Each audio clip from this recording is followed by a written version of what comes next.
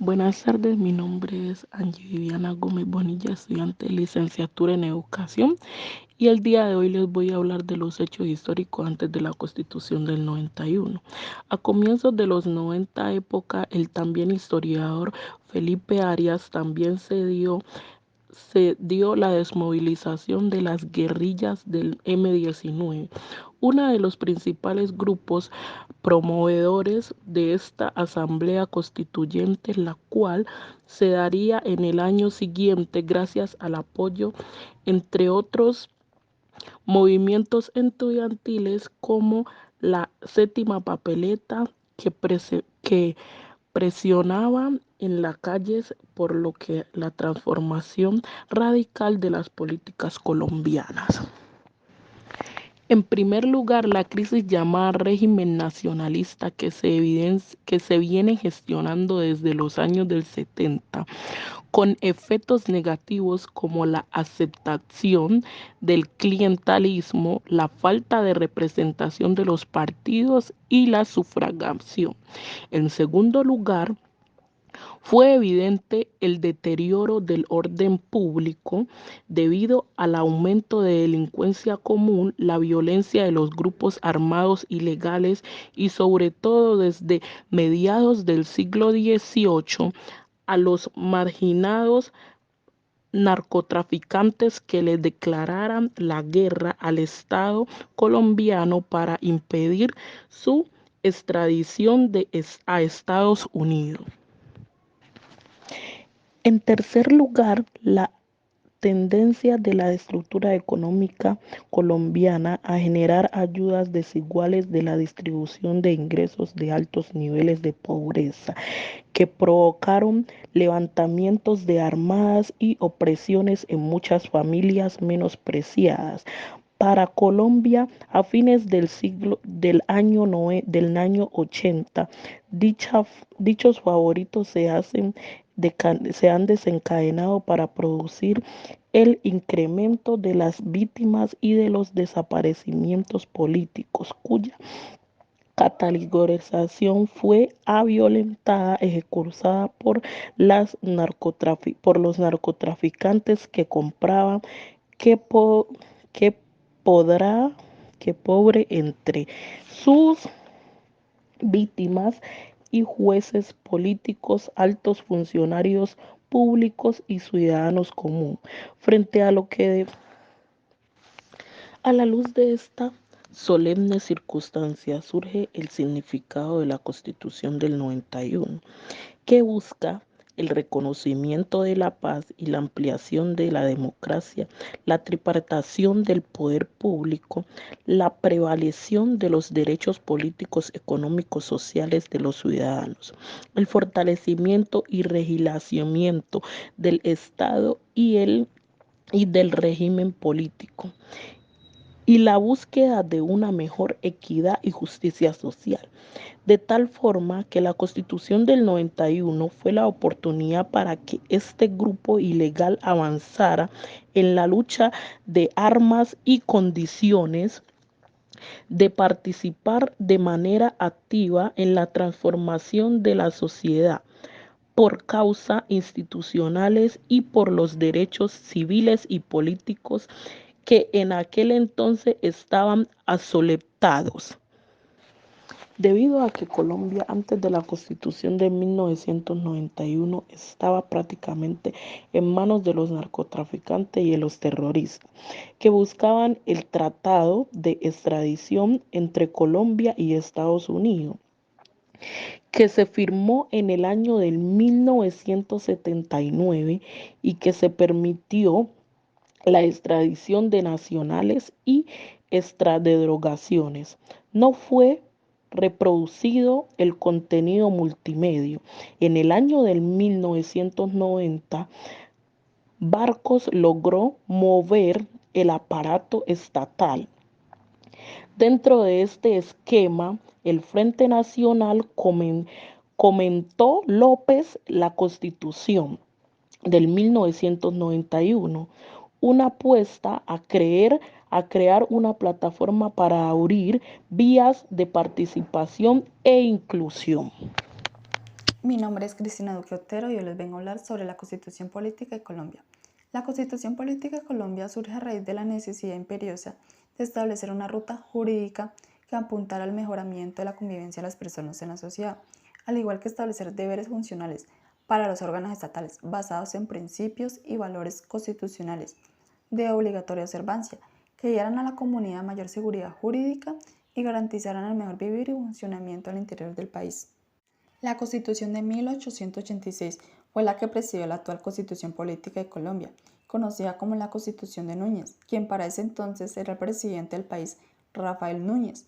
Esta Constitución presentó muchas debilidades que estaban muy lejos del anhelo perseguido por el pueblo colombiano, ya que no garantizaba aspectos importantes para la convivencia social entre personas y entre las personas y el Estado. Teniendo en cuenta lo anterior, en 1991 se conformó una Asamblea Nacional Constituyente con la participación de distintos grupos ideológicos, académicos y políticos, los cuales debatieron, organizaron y dirigieron la construcción de una nueva constitución, señalando que la de Núñez era demasiado antigua, carecía de los fundamentos necesarios para orientar los distintos jurídicos y políticos de los colombianos en una era moderna, de acuerdo a las necesidades del nuevo siglo. Se eligieron 70 constituyentes para que redactaran una nueva constitución. Trabajaron durante 5 meses y el 6 de julio de 1991 entregaron al presidente César Gaviria una nueva Carta Política Constitucional. La Constitución Política de Colombia consta de un preámbulo, títulos y capítulos. Los títulos encabezan los temas generales. Están separados por capítulos, que hacen las veces de subtítulos. Cada capítulo explica con detalle un tema y está compuesto por artículos. En el preámbulo de la Constitución Política de Colombia, la Asamblea Nacional Constituyente, en el nombre del pueblo, invocan a Dios y explica que han escrito estas normas cumpliendo con el deseo manifestado de los colombianos de convivir en paz, de trabajar, de que haya justicia y que todos seamos tratados como iguales y asegurar que los recursos naturales, económicos y sociales sean bien utilizados. El título primero de la mencionada Carta Política nos habla de los derechos fundamentales. En esta se consagran aquellos derechos inherentes a las personas que son de especial protección por parte del Estado y que se exige por parte de los ciudadanos un riguroso respeto.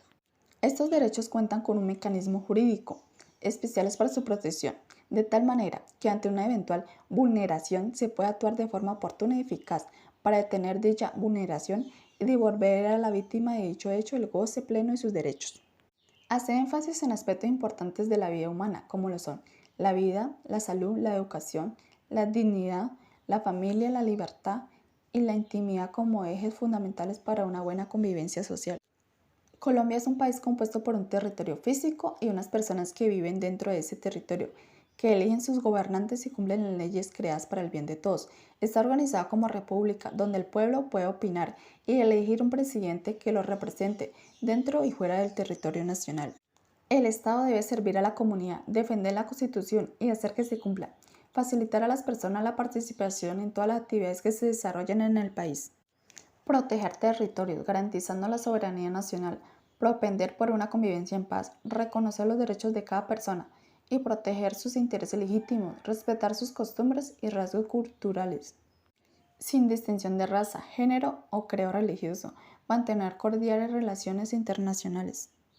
El título segundo de la Carta Política Colombiana se refiere a los derechos, las garantías y los deberes. En esta parte se pueden observar lo correspondiente a los derechos y deberes de todo ciudadano colombiano. Son aspectos que se mencionan de forma global, de tal forma que abarcan varias situaciones que representan como resultado el comportamiento de las personas, como lo son vivir sin que nadie lo amenace o moleste, disfrutar de su propiedad sin que justamente se le restrinja el goce de esta, movilizarse libremente dentro del territorio nacional, trabajar y obtener una remuneración por ello, aprender y desarrollar su capacidad intelectual, elegir y ser elegido si tiene condiciones para hacerlo.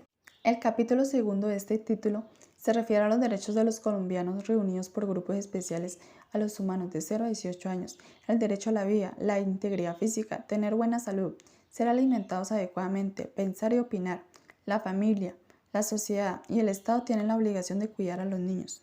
El capítulo tercero hace referencia a los derechos colectivos y del ambiente.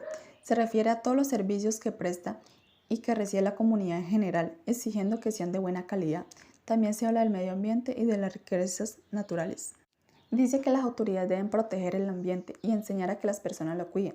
Todas las personas pueden transitar libremente por cualquier espacio nacional y disfrutarlo, pero sin dañarlo. El Estado debe promover el cuidado del medio ambiente. El capítulo cuarto nos habla de la protección y aplicación de los derechos. Aquí dice cómo una persona puede reclamar cuando algunos de sus derechos han sido violados. Toda persona tiene derecho de reclamar ante los jueces en todo momento y lugar la protección de sus derechos constitucionales fundamentales, cuando esos derechos sean desconocidos o amenazados por las personas particulares o por la autoridad pública. El capítulo quinto se refiere a los deberes y obligaciones. Dice que así como todo colombiano tiene derechos personales que nadie puede quitarle, tampoco él puede quitar o disminuir los derechos de sus vecinos.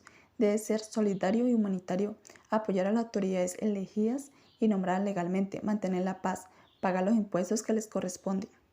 El título tercero hace referencia a los habitantes y del territorio. Está dividido en 4 capítulos. Capítulo primero, de la nacionalidad, explica que son colombianos todas aquellas personas nacidas en el país. Los nacidos en el extranjero que sean hijos de colombianos y los extranjeros que después de vivir un tiempo en el país quieran nacionalizarse y hagan la solicitud.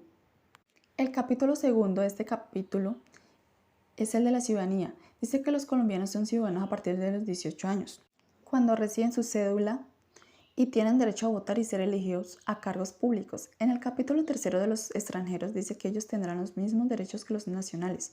El capítulo cuarto del territorio. Colombia tiene sus límites territoriales que no se pueden ser cambiados caprichosamente. Determinan también qué es el subsuelo, el mar y el espacio aéreo. Son de la nación, que pueden explotarlos y sacar provecho de ellos para el beneficio de sus ciudadanos. El título cuarto habla de la participación democrática y de los partidos políticos. Explica que de manera los colombianos pueden elegir sus gobernantes, se pueden fundar partidos políticos, organizaciones sociales o cívicas. Los partidos o movimientos políticos que no estén de acuerdo con el gobierno pueden manifestarse libremente sus críticas sin que sean castigados por ellos. Además, establece un régimen de organización y funcionamiento de los partidos políticos. El título quinto habla de la organización del Estado. A partir de este título, la Carta Política indica cómo está organizado el Estado, cómo se gobierna y de qué manera los ciudadanos pueden elegir sus gobernantes, formar partidos políticos, organizaciones sociales o cívicas. Por otro lado, también nos habla de la reforma de la Constitución, del sistema democrático, los mecanismos de democracia como el plebiscito, el referendo y la consulta popular, entre muchos temas más. ¿Qué es modelo de desarrollo? Los modelos de desarrollo es la forma como una sociedad organiza sus recursos materiales y sus instituciones para buscar el progreso y la satisfacción de necesidades de todos sus miembros, articulado con su historia, su cultura, su producción económica, su tradición jurídico, política y sus posibilidades. ¿Cuáles son los modelos de desarrollo en América Latina? Son 4 enfoques en América Latina desde la segunda mitad del siglo XIX. El primero es el modelo primario exportador, el modelo de industrialización por sustitución de importaciones, el modelo neoliberal, el modelo post-neoliberal. Y cada uno se define de la siguiente manera. El modelo primario exportador se define como un patrón de acumulación basado en la producción y exportación de materias primas de bajo valor agregado desde países periféricos hacia las economías centro de desarrollo. Esto quiere decir que algunos países transportan productos primarios como es la harina, ¿no? Un ejemplo que viene de Ucrania. Y pues todos estos y los demás países somos dependientes de otros países. Así podamos cultivar. Acá un ejemplo puede dar harina, trigo, pero si no cultivamos a mayor escala, pues siempre vamos a depender de otros países. Y el modelo de industrialización por sustitución de importación. Esto quiere decir evitar las inversiones extranjeras directas, promover la sustitución de productos extranjeros por locales y promover la exportación, sobrevaluar la moneda local para abaratar los costos de compra de insumo y maquinaria del extranjero, facilitar burocráticamente el acceso a estímulos, créditos para el crecimiento. Quiere decir que nosotros debemos ser autoconsumistas, ¿cierto? Porque si nosotros todo producto que gire dentro de nuestro entorno debemos de consumir, no consumir de lo que nos importa, sino valorar de nuestros productos para que el producto gire alrededor de nuestro entorno. Y el modelo neoliberal quiere decir que es la liberación, desregulación. Los partidos políticos neoliberales defienden la liberalización o desregulación para el comercio como para la inversión, por considerar positivas para el crecimiento económico. Por ejemplo, si todos los productos se compra a bajo costo, pero ya acá los venden a alto costo, ¿no? Entonces, y pues es a beneficio de pocos. Por lo menos si algunas empresas compran productos de afuera y compran a bajo costo, si acá ya nos venden a muy alto costo, entonces ya ese beneficio va para unos pocos. Y el modelo post-neoliberal pues nos dice que este modelo debe perseguir simultáneamente a 3 objetivos: dinamismo económico, igualdad social y sustentabilidad ambiental. Por lo menos ahí quiere decir que todos los productos tengan el mismo costo, que no sea tan elevado, y apoya a la igualdad. Entre otros temas hablando, le voy a hablar de la película Noche de los lápices. Esta es una película hecho en hechos reales, grabada por el único sobreviviente que tuvo este gran acontecimiento. Uno de los estudiantes de diferentes colegios que les quitó el boleto estudiantil, que se supone que era el descuento del pasaje estudiantil. Por esa razón, realizaron una protesta inmensa a la que participaron miles de estudiantes de los colegios de Bellas Artes, Colegio Nacional y en la Escuela Nacional. La policía ya estaba casi preparada para resolver esta protesta, de modo que cuando estos llegaron, los estudiantes llegaron, reprimieron, hirieron muchos jóvenes, algunos de ellos heridas diferentes partes de su cuerpo.